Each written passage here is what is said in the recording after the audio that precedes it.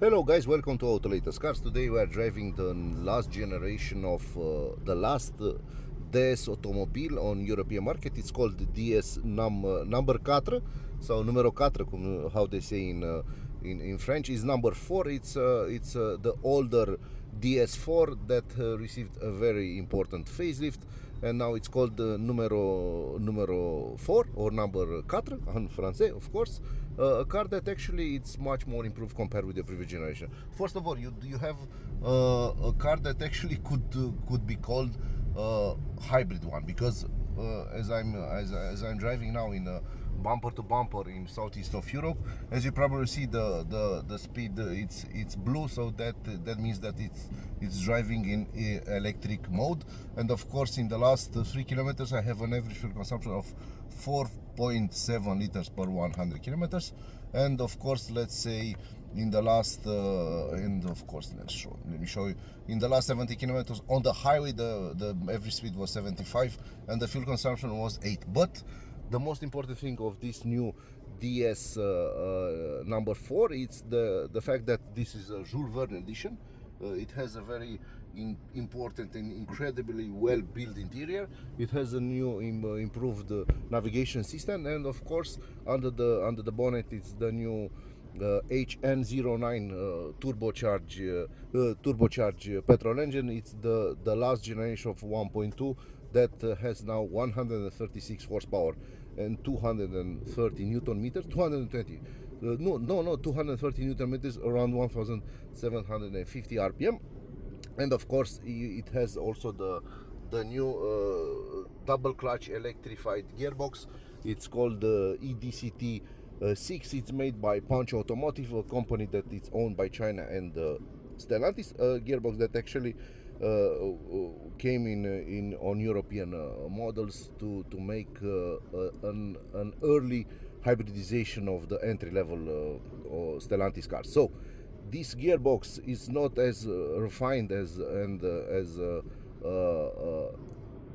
important. It doesn't have the small RPM at over 140 kilometers an hour, but bear in mind it has only 6 speeds, so it's enough. But compared with the previous generation 88 from A-Scene with torque converter, that gearbox made in Europe by A-Scene had the first 3 gears electronically limited. So if you drive an older generation of 1.2 PureTech with 130 horsepower and 88, you'll discover easily that 50 kilometers an hour, it's somehow sluggish. The car behaves very slow, because that gearbox had some limitation in the first 3 gears. After that, on the highway, that gearbox was magic. But today we have to make cars in Europe to be very fuel efficient. So let's say again, in an average speed was 29 kilometers an hour, the fuel consumption is now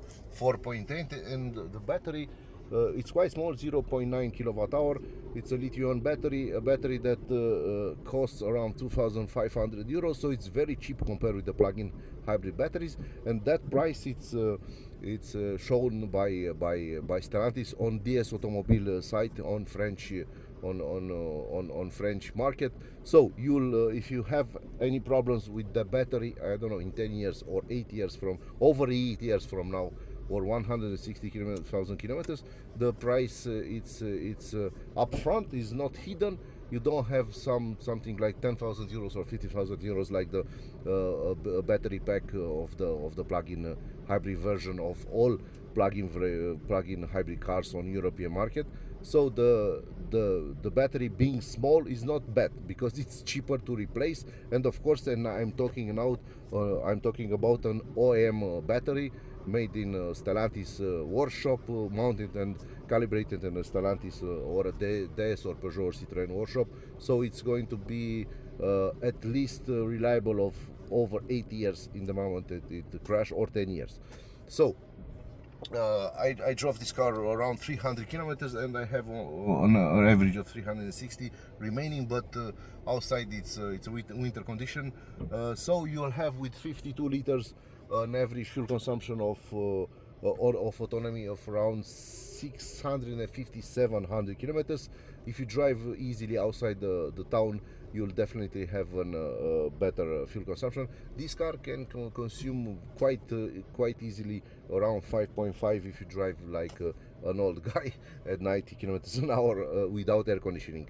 Bear in mind, this is not a full hybrid car. This is a strong hybrid. I say this is not like a Suzuki car, it's a strong hybrid, but the 28 horsepower electric engine in the gearbox, I had to tell you that. You have 136 petrol engine, and you have 28 horsepower electric an electric engine that also has 51 Newton meters, so 230 plus 51, you'll receive 280, around 280 Newton meters, and the max power in some conditions will be over 150 horsepower. So it's quite good because this car has an empty weight of around 1,480. This is not a DS7 or a bigger car. This is actually a small this is a compact crossover like Kia Exceed and something like that. But the system actually works better than the full mild hybrid car. It works better because till 50 kilometers an hour, this gearbox electrified is faster than the 88 AC with torque converter, and everybody that drove this car says that this car is quite punchy till 50 kilometers an hour. After that, of course, you will have different behavior of this car, because it's quite different compared with the previous 130 horsepower normal mild hybrid. This being a somehow strong hybrid version, you will have different road behaving, but the car actually drives quite well. And of course, it's very important, like its predecessor with at speeds of around 140-150. This car has a fuel consumption of 8, which is magical, because all full hybrid crossovers or SUVs from 2026, if you go over 140-150, you will have easily 12 liters per 100 kilometers an hour. So that's the big problem for the modern SUV cars on European market. They have normally big aspirated normal engines, but when we are talking about the multi-modal gearbox or dog clutch, as a lot of you guys Renault fans call them, and all Chinese brands have the same gearbox, they struggle on the highway at higher speeds. This is a normal gearbox with two clutches, but helped with an electric engine. That means that this gearbox behaves quite beautifully on the highway. Also in the city driving, I think it's okay. The new version 2026 has a new software, so the gearbox has a new software, and that means that in this moment, in February 2026, this car with this gearbox, with this engine, actually behaves like an 6DCT DSG gearbox electrified from VW. So that's no more big problems compared with the VW gearbox. So this is it. And now I'm driving on the petrol. The fuel consumption is 6.1 liters per 100 kilometers. And be aware, this is a petrol engine. This is not a diesel engine. So the average fuel consumption on the city driving, it could go around 6.57 liter per 100 kilometers in the city driving in winter condition with bad roads, bad drivers, and so on.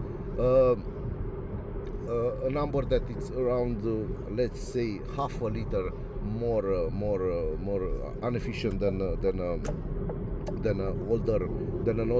Let's make a small overtake here because the guy is on the phone, and it's I don't want to bother him. And this is it. It's beautiful, and the guys actually drive these cars on European roads in East Europe like they own the road, and that's a very big problem, because down here in southeast of Europe, you definitely should drive the car. Don't sleep at the steering wheel, because you will crash the car. So this is the most important advice if you drive your car in the southeast of Europe, especially here in Romania. But the speed is high, and the accidents are quite low, because everybody are paying attention. So this car now I'm driving 62 kilometers an hour. As you probably see, the fuel consumption is still 6 liters per 100, and of course it behaves like a hybrid car. So if you drive it normally, you'll have a decent fuel consumption, and you'll definitely go full electric on a big part of the time when you're driving in the city driving mode, because this is the thing that Stellantis tried to make a lot of guys understand on European roads.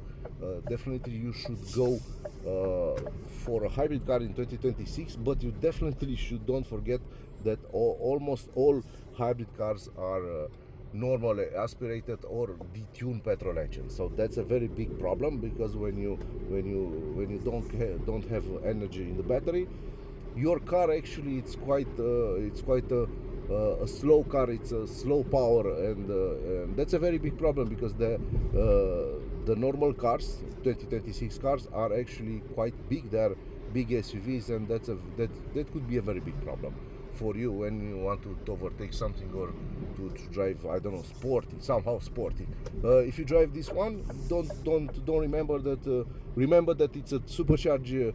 It's the turbocharged engine, and that means that it's going to have a lot of power compared with the normal aspirated, let's say 2.5 liter petrol engine from Toyota or Mazda.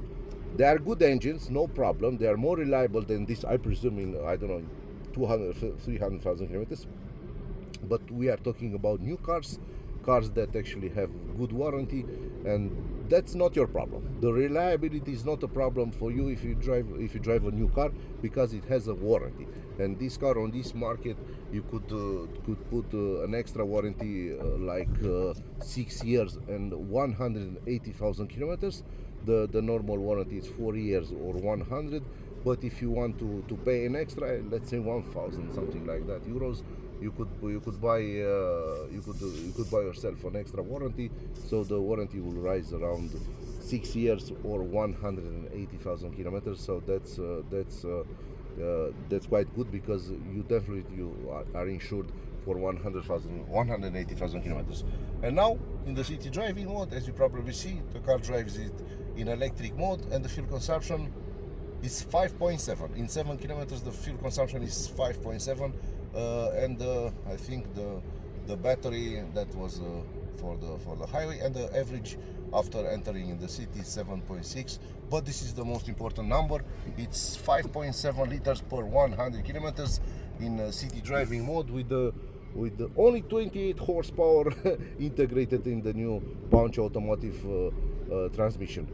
A car that it's beautifully made. It's the build quality. It's better than all BMW 1 Series or Mercedes A-Class or GLA. Let's say GLA today. Let's say GLA, because the DS number 4, it's a crossover. A beautiful. This car actually costs here around 33,000 euros. But if you want to buy the top of the line, one of the top of the line version, which is called Jules Verne, with this blue beautiful on this Alcantara and everything, it's like a premium car, because this is a premium car. If you want to drive this, you could pay around 36,000 euros. And now I'm driving on a very bumpy and destroyed road. This car has a ground clearance of 187 millimeters, which is crazy for a crossover, because there are a lot of SUV cars, new SUV cars, that are low. They have lower ground clearance. So actually, I drove this car on very bad roads in winter condition, on crazy roads, and I tell you, I didn't scratch it beneath it, because it has such a big ground clearance. And of course, another important thing that this automobile made on this car, it has 19-inch alloy wheels, but with 55. The tires are 55 tall, so millimeters. So it's crazy, because a lot of big new SUV cars have only 45. So on this type of roads, with this type of traffic and hidden potholes in water, you definitely would like to drive a normal car with a normal bigger tires compared with the top of the line versions. But This is 205, 55 by 19. It's a decent average premium wheel for a normal premium compact crossover car. A car that actually it's quite beautiful, and as you probably see, let's see the fuel consumption. It's 5.3. So this is off-road mode.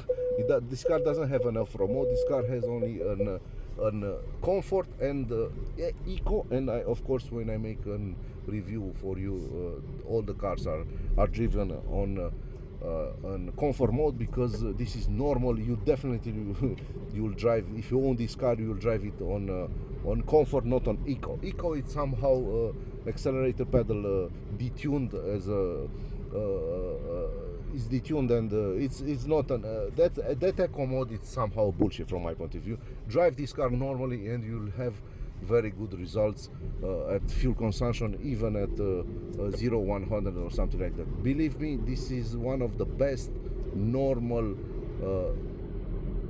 compact crossovers that is curiously a premium car that you could buy on European market today. Of course, it's not four-wheel drive. Of course, there's no more DS4 Cross. That car was sold only in the beginning of 2022 or 2023, something like that. This is the DS Automobile number 4, and that's it. The ground clearance, it's quite good.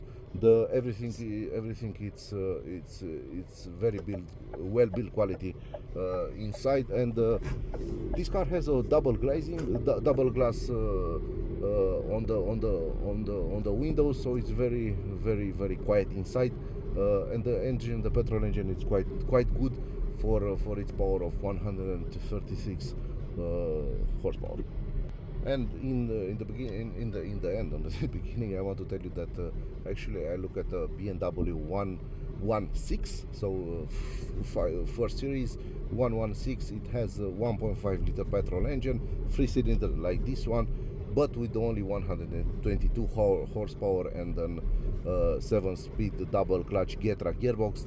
That's not the same gearbox, and the price tag with the same amount of equipment rose around 43,000 euros, which is crazy, because if you want to drive a premium BMW, you have to put a lot of optional extra, and DS actually offer you more car, more ground clearance, more interior build quality, and a strong hybrid engine that actually works, as you probably see, in EV mode, compared with the BMW engine that it's almost 99% petrol, and mild hybrid actually it's a stop and start, and that's it. A more elaborated stop and start system, and that's it. So this car, it's a best bargain now in this market with 33,000 euros. If you want to buy it, come here at Urial Pantelimon. It's our partner that actually give us the cars to make reviews. A car dealership, the biggest dealership in southeast of Europe, I presume. It has also DS store, and of course Opel and Peugeot and Citroën, and all Stellantis cars. All Stellantis cars on this market, but not Fiat and Alfa Romeo and Jeep. That part of Stellantis of southeast of Italy. So the average fuel consumption, as you probably see, rose in the city driving mode. I entered with 360 and I'm 380. So this is the new DS4 1.2 hybrid 145 to 2026. Thank you.